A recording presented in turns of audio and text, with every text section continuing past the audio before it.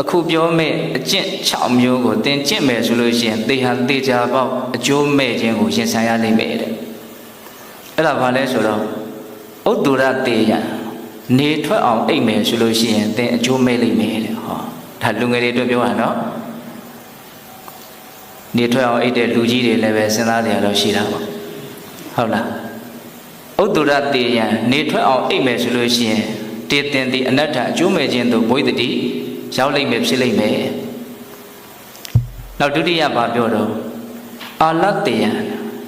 ပြင်းရှိမယ်ဘာမှမလုပ်ခြင်းမကိုင်းခြင်းနော်ဝရိယတအလွန်နေပြီးတော့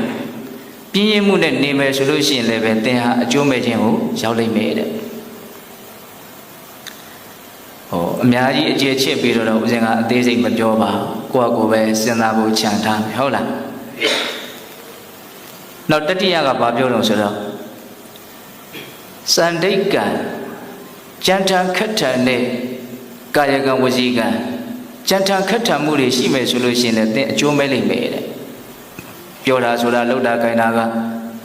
သူများနားမခံတာတဲ့သူများမျက်စိထဲမှာအစင်မချောတဲ့ကြံထံခက်ထံမှုနော်အဲ့ဒါတွေဟာလည်းပဲဘာဖြစ်နိုင်တော့အကျိုးမဲ့နိုင်နေတဲ့နောက်၄ခုမြောက်ကဘာပြောတော့ဒီကသွန်တိယံအချိန်ကာလအကြာကြီးအရက်သေးတာကိုတောက်စားမယ်ဆိုရင်လည်းသင်ဟာအကျိုးမဲ့လိမ့်မယ်တဲ့မြတ်စွာဘုရားအခုပြောနေတဲ့စကားတွေဟာ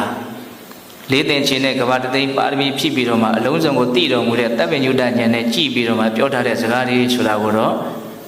ယုံကြည်မှုတရားတရားအခြေခံခိုင်ခိုင်မာမာနဲ့နားထောင်ဖို့လိုတယ်နော်လေးခုရှိသွားပြီဟုတ်လားနေထွက်အောင်အိပ်မယ်ဆိုရင်အကျိုးမဲ့လိမ့်မယ်ပြင်းကြီးနေမယ်ဆိုလို့ရှိရင်အကျိုးမဲ့လိမ့်မယ်ကြမ်းကြုတ်ခက်ထန်တဲ့အမူအရာတွေအပြောဆိုတွေရှိမယ်ဆိုရင်လည်းအကျိုးမဲ့လိမ့်မယ်အချိန်ကာလကြာကြီးအရက်သေးတာတောက်စားနေမယ်ဆိုရင်လည်းအကျိုးမဲ့လိမ့်မယ်နောက်၅ခုမြောက်ပါပြောတော့ဆိုတော့ဧကတ္တဒါနကမနံ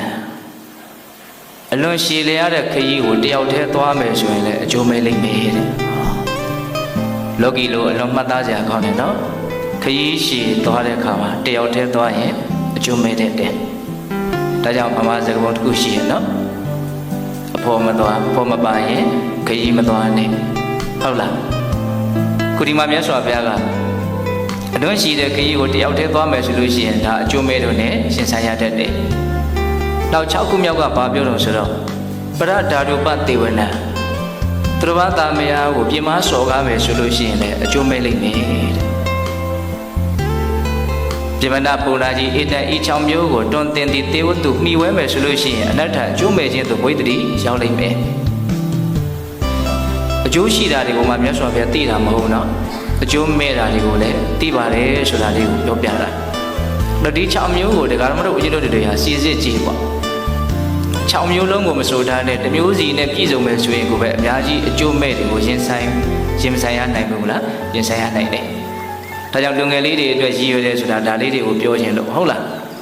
ဥဒ္ဒရတေယံနေထွက်အောင်အိပ်မယ်ဆိုလို့ရှိရင်အာလတ္တေယံပြင်းရည်နေမယ်ဆိုလို့ရှိရင်စန္ဒိတ်ကံကြမ်းကြုတ်ခက်ထမယ်ဆိုလို့ရှိရင်ဒီကသွန်တိယံအရက်သေးတာကိုကြာကြီးတောက်နေမယ်ဆိုလို့ရှိရင်ဧကတ္တဒါနကမနံအလွန်ရှည်လျားတဲ့ခရီးကိုတယောက်တည်းသွားမယ်ဆိုလို့ရှိရင်ပရဓာတုပတေဝနာသူတော်ဘာသားများကိုပြမစော်ကားမယ်ဆိုလို့ရှိရင်မဖြစ်မလို့အကျိုးမဲ့လိမ့်မယ်